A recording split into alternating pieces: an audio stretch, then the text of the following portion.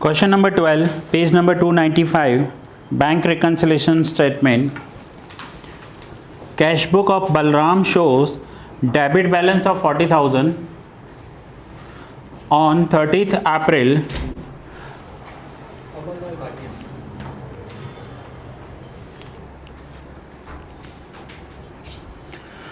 which is different from balance as per passbook. From the following information, prepare a bank reconciliation statement. Now, debit balance as per cash book, तो क्या है ये? Bank balance. तो यहाँ पर लिखेंगे bank balance as per cash book 40,000 debit side. अब date लिखे हुए हैं, यहाँ पर डेट लिखा हुआ है तो आपको 2016 डेट वाइज लिखते जाना, ठीक है। Cheque deposited but not credited by bank, cheque deposited but not credited by bank,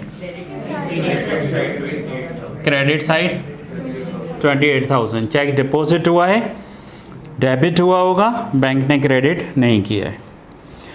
check issued but not presented by bank, debit side 32,000। Date आप अकॉर्डिंगली लिखते जाना। Cheque deposited by Bunty directly in bank 12,000। अब कोई customer होगा, उसने bank में check deposit कर दिया डायरेक्ट, तो बैंक ने रिसीव किया होगा, बैंक ने क्या किया होगा? क्रेडिट। यहाँ पर क्या करेंगे? Debit amount 12,000। Company has credited dividend 6,000 in Balram's account. 8,000 in Balram's account, which is not recorded in cash book. Bank में क्रेडिट हुए हैं पैसे, यहाँ पर डेबिट करेंगे। डिविडेंड आए, डिविडेंड क्या होता है पता है ना? ठीक है। Bank has credited 800 for bank interest, bank ने क्रेडिट किया है, हम डेबिट करेंगे। Bill of Prabhashankar discounted with bank is dishonored and bank has debited 15,300 including noting charge which is not known to Balram. एक कस्टमर है प्रभाशंकर, उसने bill दिया था, उसका बिल हमने बैंक से डिस्काउंट करवा लिया था, यानी हमने बैंक में देकर बैंक से पैसे ले लिए। अब उसने डिसऑनर कर दिया, बैंक को पैसे ही नहीं दिए, तो बैंक किसके अकाउंट से लेगी वो पैसे? हमारे अकाउंट से। कितना? 15,300 पेमेंट हो गया बैंक से। सो बैंक से पेमेंट हो गया तो क्या हुआ होगा? डेबिट, और यहाँ पर हम क्रेडिट करेंगे 15,300। समझ में आया कि फिर से समझाऊं? ठीक है। A cheque of 12,000 issued to Seema on 18th April which is paid by the bank on 2nd May.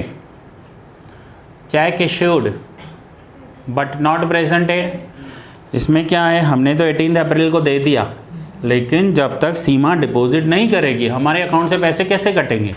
सो उसने 15 दिन डिपॉजिट ही नहीं किया। सो वो चेक इश्यू तो अप्रैल में हुआ था, लेकिन उसका पेमेंट हमारी बैंक से कब हुआ? मई मंथ में। इस डेट पे हुआ या नहीं हुआ? नहीं हुआ। तो ये हुआ cheque issued but not presented. So हमने चेक इश्यू किया होगा, सो कैश बुक में क्या किया होगा? बैंक में आया ही नहीं है, सो बैंक में अभी हम क्या करेंगे? डेबिट।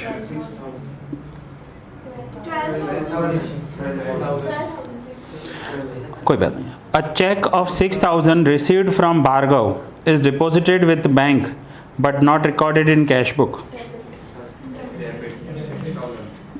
एक चेक रिसीव्ड हुआ कस्टमर से, वहाँ से सीधा बैंक चले गए और डिपॉजिट कर दिया। सो बैंक में तो पैसा आ गया होगा, बैंक में पैसा आ गया तो डिपॉजिट किए हुए चेक का बैंक क्या करेगी?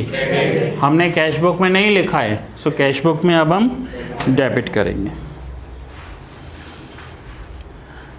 Payment side of cash book was overcast bye 4,000 while carry forwarding the balance of cash book. Payment side overcast हुआ है। पेमेंट साइड कौन सा होता है? Credit side. Credit side overcast, तो ओवरकास्ट के लिए ऑपोजिट जाएंगे। सो डेबिट साइड 4000 रुपीज लिखेंगे।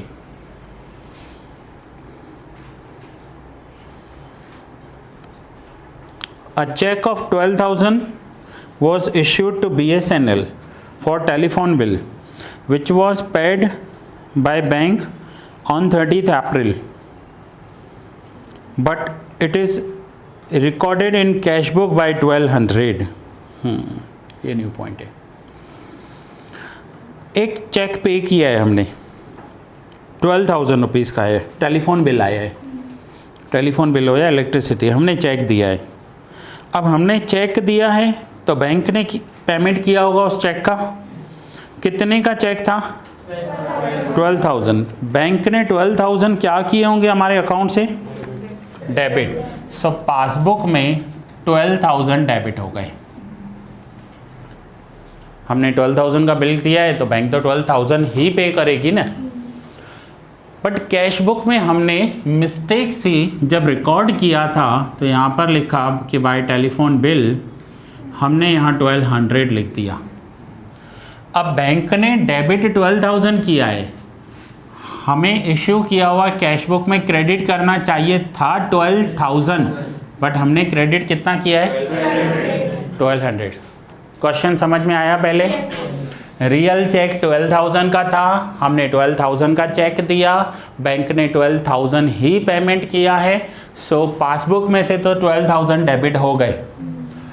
कैश बुक में अकाउंटेंट ने एंट्री करते वक्त भूल से 1200 लिख दिए। अब आप बोलोगे सर इधर जीरो लगा दो ना, नहीं कर सकते क्योंकि टोटल हो गया होगा ना उसका। तो ये कम अमाउंट रिकॉर्ड हुआ या ज़्यादा रिकॉर्ड हुआ? कम, तो अंडरकास्ट है। कितना अंडरकास्ट है? सो 12,000 में से 1200 माइनस करो, 10,800 अंडरकास्ट हुआ। अंडरकास्ट मीन्स कम अमाउंट रिकॉर्ड हुआ। अंडरकास्ट के लिए क्या करते हैं? Same side. कौन सी साइड अंडरकास्ट हुआ है? सो यहाँ क्रेडिट साइड 10,800 रुपीज़ लिखेंगे। ठीक है, अंडरकास्ट अमाउंट है।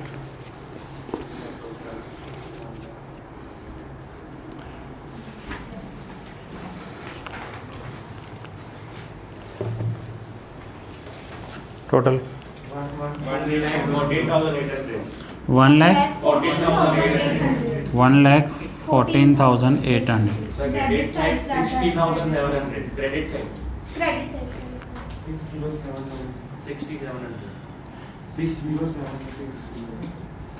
60700 कहते हैं। देखो अगर आप इसे कहोगे 6700, आप बोलना चाहते हो 60,700, बट मुझे 6700 सुनाई दे रहा है। 6700 गलत ना आप हो ना मैं हूँ, लेकिन या तो आपको बोलना चाहिए 60,700 या तो 60700 जैसे मोबाइल नंबर बताते हो, ठीक है। बट 6700 बोलोगे तो मैं तो ये अमाउंट लिखूंगा, क्योंकि मैं भी तो गलत नहीं हूँ ना, सही है 6700 ही है। ओके सुजल, क्या करें इसका? Bank balance as per cash book. Very good. कैसे?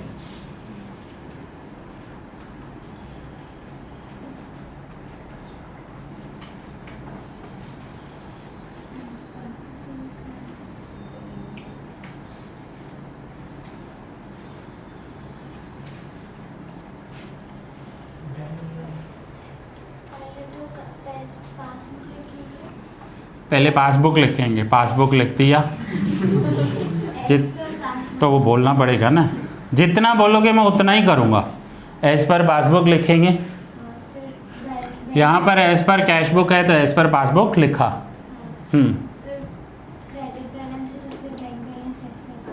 Bank balance as per passbook, yes ये करेक्ट आंसर है। Bank balance as per passbook, क्योंकि क्रेडिट बैलेंस है और पासबुक में क्रेडिट बैलेंस होता है तो बैंक बैलेंस होता है। सो क्लियर हुआ? कोई एंट्री नहीं समझ में आई है फिर से एक बार क्लियर कर लो, और कोई डाउट हो तो वो भी क्लियर कर लो। आज के सम में आज के सेशन में आपको 2 क्वेश्चन होमवर्क में दिए मैंने। ये हमने 12 किया, 13 एंड 14 होमवर्क में दिए।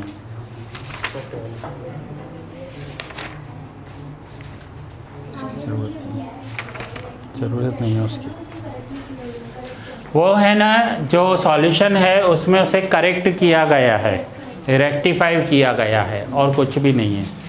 ठीक है। सो अभी आप जो 2 क्वेश्चन मैंने होमवर्क में दिए वो आप कल करके आओगे।